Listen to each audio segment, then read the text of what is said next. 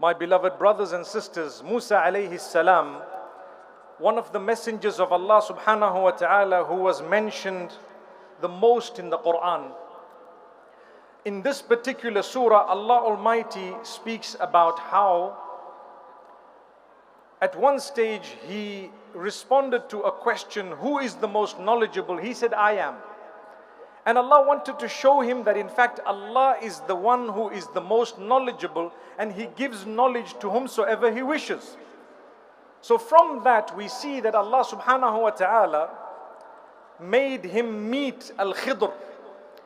And as he was going with one of his servants on the path of the coast, he lost his fish, which was prepared as a luncheon.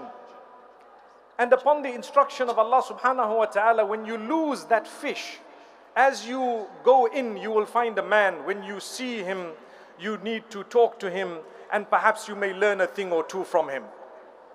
Lo and behold, they met this man, Al-Khidr. When they spoke to him and asked if they could join him, he said, no. You won't understand what I do and you will keep questioning. So Musa alayhi salam made a promise that I'm not going to question you. And so as a result, Allah subhanahu wa ta'ala makes mention of 3 incidents in the surah where he did things, and Musa alayhi salam asked him immediately, why did you do this? And he said, didn't I tell you not to ask? He says, well, I'm sorry, I forgot the first time. Second time he says, well, I'm sorry, I forgot. So Al-Khidr says, now if you ask me one more time, you can no longer be with me. And it happened a third time, because crazy things. Imagine you and I walking with someone and suddenly they slap someone. For example, you would immediately say, why did you do this?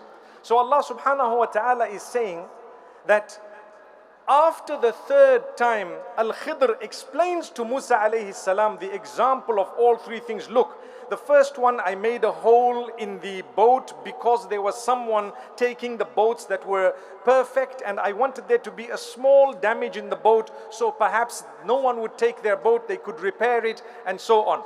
The second one, he says, well, I killed this little boy because he was going to grow older, and if he grew older, he would grow older in the disobedience of Allah and be a source of distress for his parents.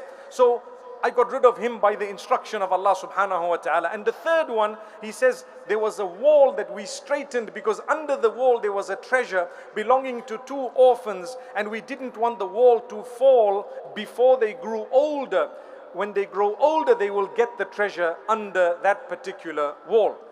From this we learn the knowledge of Allah. Allah knows that which happened in the past.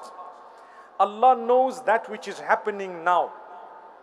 Allah knows that which will happen in the future. But there is a 4th element that Allah knows. He knows that which will not happen. If it was going to happen, how it would have happened. Where do we get that from?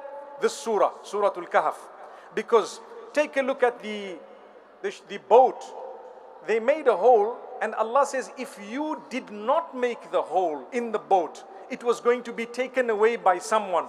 Was it really taken away by anyone? No, it wasn't. Because there was a hole. Allah says, we know that you were going to make the hole, but we also know if there was no hole, what would have happened?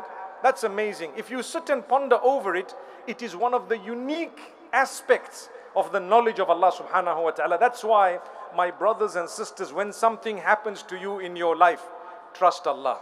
He knows. He knows why He did not give you what you wanted. And He knows if He did give it to you, how it would have ended up. That also is in the knowledge of Allah. So this is one very interesting point I thought I'd mention.